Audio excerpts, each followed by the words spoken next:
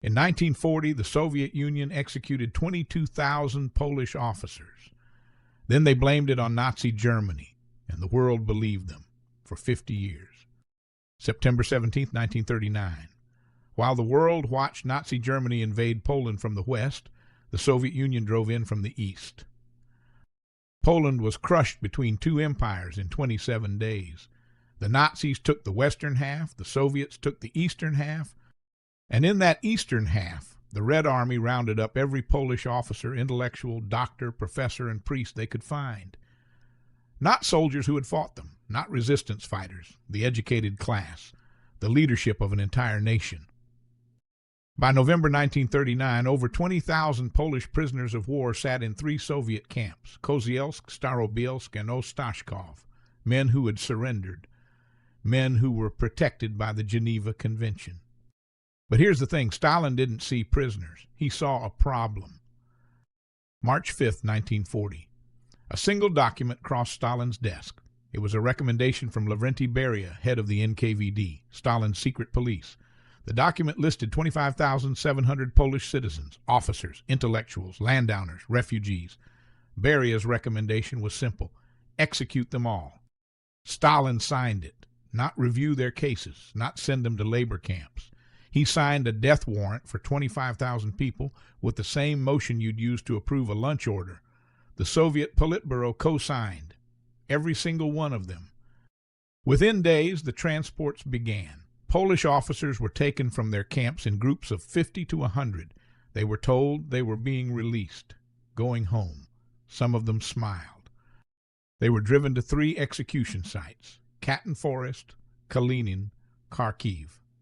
And then they were killed, one by one, a bullet to the back of the head, hands bound behind their backs. Some had coats draped over their heads so they wouldn't see the gun.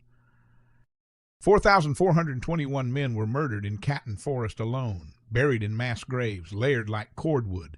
The NKVD had calculated the dimensions of the pits in advance. April 1943.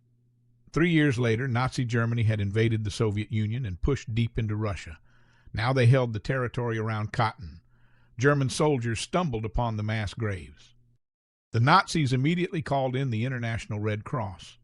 They invited forensic experts from neutral countries. They documented everything: photographs, autopsies, the type of bullets. German-made 7.65 mm, yes, but ammunition the Soviets had purchased in bulk before the war. The binding method, Soviet-issue rope. The estimated date of death, 1940, when the Soviets controlled the area. The evidence pointed in one direction: Moscow. But here's where the story turns. The Soviet Union denied everything. They called it a Nazi fabrication.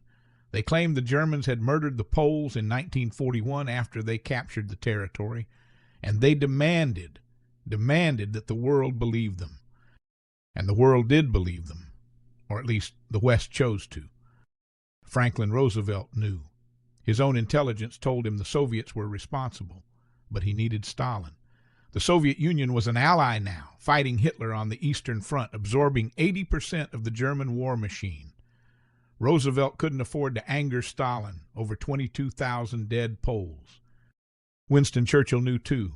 In private, he admitted the truth. In 1943, he told the Polish ambassador the Russians can be very cruel, but publicly he went silent. The United States and Britain buried the truth alongside the bodies. In 1944, the Soviets staged their own investigation at Katyn. They forced witnesses to change their testimony. They produced a 200-page report blaming the Germans, and they submitted it to the Nuremberg trials, the very trials meant to expose war crimes, as evidence against the Nazis. The lie became official. The Soviet Union's version of history was entered into the record at the most important war crimes trial in human history. If you're finding this story gripping, and honestly, it only gets worse from here, please subscribe to the channel. I uncover stories like this every week, stories that were buried for a reason. Hit subscribe, and I'll keep digging them up for you. While the world accepted the lie, the families of the dead lived in a different reality. The NKVD didn't just execute the officers, they destroyed the families. Wives were deported to Kazakhstan. Children were scattered across Soviet orphanages. Their names were changed, their Polish identities erased. For decades, these families asked a single question: where are they? The Soviet government had an answer: the Germans killed them. But the families knew. They had received letters from the camps, letters dated March and April of 1940. Then silence, sudden, total silence, all at the same time. Thousands of families, the same cutoff date. The NKVD had sent form letters to the families claiming their relatives had been transferred. No location, no further information, no right to inquire. In Poland, people whispered the truth in private. In public, they were silenced. Under Soviet-controlled communist Poland, mentioning Katyn could cost you your job, your freedom, or your life. 50 years after the executions, the Soviet Union was crumbling. Mikhail Gorbachev, the last leader of the USSR, ordered the archives opened. And there it was, the Beria document, Stalin's signature, the Politburo co-signatures, the transportation orders, the execution logs, the truth on paper in black and white. On April 13, 1990, the Soviet government officially admitted responsibility for the Katyn massacre. 50 years. Half a century of lies. And then a single press release. In 1992, Boris Yeltsin handed the original documents to the Polish president. He called it a tragic page of history, a tragic page. 22,000 people reduced to a metaphor. In 2010, the Russian State Duma finally passed a resolution declaring that Katyn was carried out on Stalin's direct orders. But they refused to classify it as a war crime or a genocide. 70 years later, and they still couldn't call it what it was. 22,000 men, officers, doctors, professors, fathers, sons, executed with a bullet to the head and dumped into mass graves, their families deported, silenced, and lied to for half a century. The world's greatest powers looked the other way because the truth was inconvenient, and the country that ordered the killings got to write the history. The Katyn massacre isn't just a story about murder. It's a story about what happens when truth becomes a political weapon, when the powerful decide which facts survive and which ones get buried.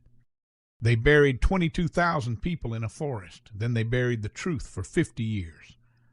One of those burials was undone. The other, the question of who knew, who enabled it, and who chose silence, that one is still being unearthed. Please subscribe to my channel for more.